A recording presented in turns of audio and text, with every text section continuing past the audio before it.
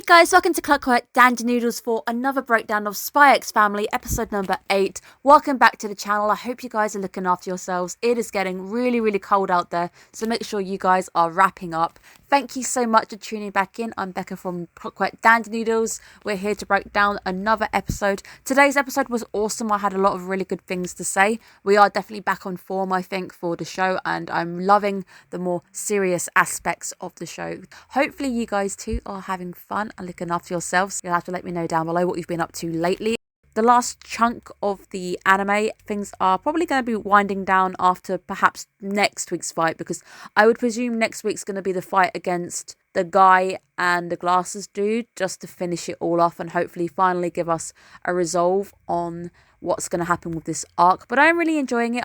I can't wait to at some point see the movie, because I think it's been confirmed that the movie's coming out in February in the UK. That's just before my birthday, so I'm really excited. Hopefully get to see it in the cinema. I did think it was a bit odd that they didn't cover the perfume change, just because I know with MI5 and sometimes when I'm watching videos when it is about spies of the past or espionage, it's always things like that they do cover. They think about all the little tiny details, because even in this one they do get wigs apart from to wear just to hide. I absolutely love the tender moment we actually get with Lloyd and Anya.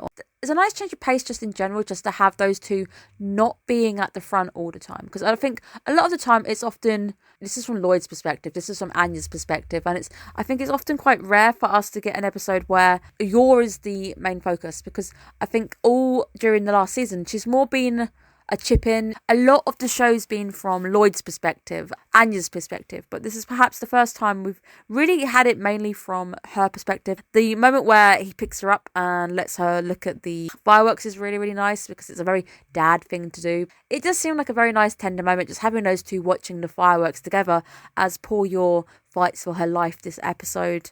I absolutely loved the split reactions. Gave me a foreshadowing of how the episode was going to flow. Just looking at the sky in absolute amazement. The beautiful colours, they're rich, they're vibrant, they're absolutely gorgeous. And then we flip over to the kid crying. Yor and co not having the best time, because I think it jump scares them. Sets you up for the way that the rest of the episode handles, because you get a lot of side-by-sides. We flip from happiness and joy to fighting and being literally fighting for our lives. I thought it was a very nice way of handling it, just having the two overlapping. I never realised that fireworks and human bean juice really do look quite similar if you put them side by side like they do in this episode. The fireworks, I think, made for an absolutely beautiful backdrop to the fight. They also allowed for the fight to literally go off the walls. Up until this point, we've been trying to keep it tame because we don't want to draw the attention of the public. Right now, we can go off the wall and the fight is awesome. I love the flow. I love the tension start to rise just a little bit as we definitely start to hit the climax of the season with this massive fight. I love the fact that there's a change in the music and the fight starts to really kick off. I love the flow. I thought the flow was really nice. Also really glad that Zeb was wearing a bulletproof vest, because I was worried that we'd actually witness somebody taking some bullets to the back and actually one of the good guys was probably going to go down. But it would seem that his love for her has actually protected them. Thankfully, for now, they are still alive. Hopefully, they're not going to get anything bad happen to them. It's very nice to see Yor ramping up her seriousness. The fight is just really fun. I love the flow. I love the camera angles. Love the backdrops because the colours are just so pretty. And I guess in a sense, it's very jarring to have the violence happening in front of a beautiful, gorgeous backdrop. So it's quite contrasty. Love the way that they had the director cleaning up behind her with the broom.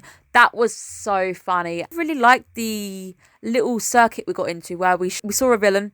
They got destroyed, and then you come back and you can hear the sweeping on the soundboard and Yor's wiping her brow, having a moment before we go into meeting somebody else. It's also nice just to see how unique all of the fighting styles are, how unique all the villains are. Obviously, it's just their one chance to shine before they get their butts handed to them. But it is really funny, and I thought that gag was quite nice because they don't overplay it. And I think they could have overplayed that one but it stayed long enough. It really did stay its welcome. It was there, it was funny, and I thought it was really great. Now, as the pace of her jabs start to quicken and we go into that real full pelting of him, that lines up very, very nicely with the fireworks hitting their climax, going mental in the sky. That's just a very clever detail. I love the fact that the fireworks show almost dictated how fast the fight was going to happen. The two were literally linked side by side. I also really recognise this dude's voice actor, the guy with the glasses. The guy coming to my mind is the guy who voices Shigure.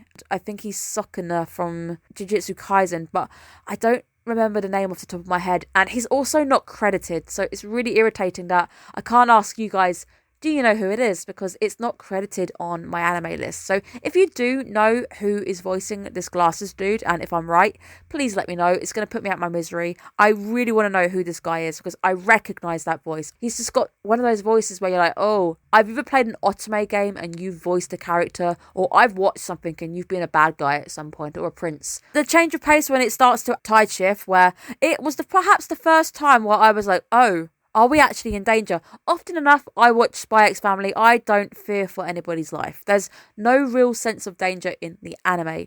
At times, we do have these dark moments where we have Yuri's episode or something, but I've never really feared for anybody's life up until this point.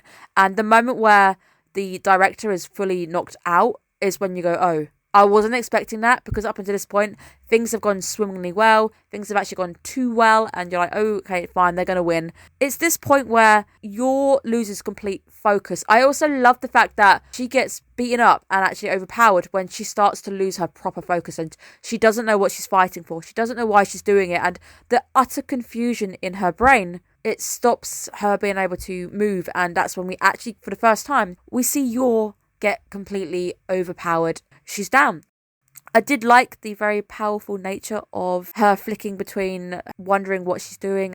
The sky is dark, it's at night time, we know there's fireworks playing, but when she's down, or when she's thinking, why am I here fighting, there's a really nice sunset glazed over the whole sequence, so it's a brighter scene, there's a bit of a sunset over it, a closure of this is once upon a time, this is how I was, and her finding a new path.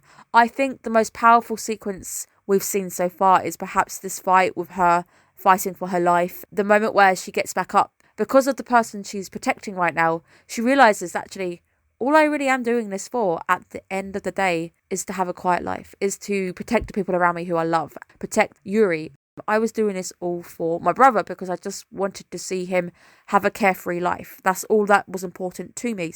Lloyd's voice guides her to finding her way, which is really nice. And it's that moment where I can't even remember the sequence. I think it's when I went out, looking after people is actually a noble cause. I thought it was a really nice sequence. I loved the lighting. That last blow where she kicks him square in the head, there's a nice oomph behind it. The soundboard this week gets full credit because the fight and the blows really do sound like they're landing a punch. So I thought it looked and sounded very satisfying. The sequence at the end with Yuri was really nice. I did laugh a fair bit when there was the scene where she's worrying about him and there's the dead boar at the end of the bed. Funny moment for me, a bit dark, but I really enjoyed that sequence for some reason. It's just also nice to see how far all of our characters have grown, how far they've all come. Even when ill, Yuri still craves that herbal tea because it makes him feel nostalgic. This is what I did as a kid. This is what my sister made me. Also, kudos to his co-worker for actually going out to get him what he wanted, recovering quite quickly, but it's a very nice sequence. The fight ended short. I guess they realised they needed something just to pad the runtime.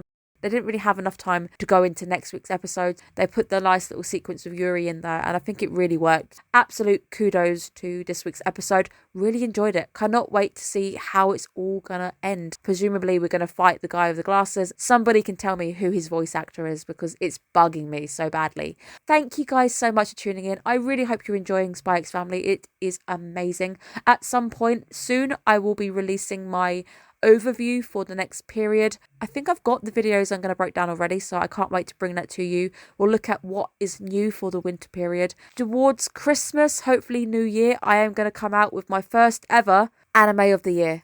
I can't wait to do an anime of the year review. I've been keeping all of my notes. Every time we've done a end of season review, the top 3 have been entered into my database. I'm going to crown my anime of the year out of all of those animes. 12 animes on the list, and I've got to do a top 3 out of them. Very excited to bring you my first ever anime of the year video. That will be going out pretty much once this season's done, in that week where we chill out ready for the new period, probably after Christmas, before New Year's. So excited to bring that to you, so stay tuned. Make sure you guys are subscribed, it really helps. A big thank you to everybody who has joined the channel. We have grown a little bit this period, so it's really nice. Do look after yourselves, and I will see you guys again soon.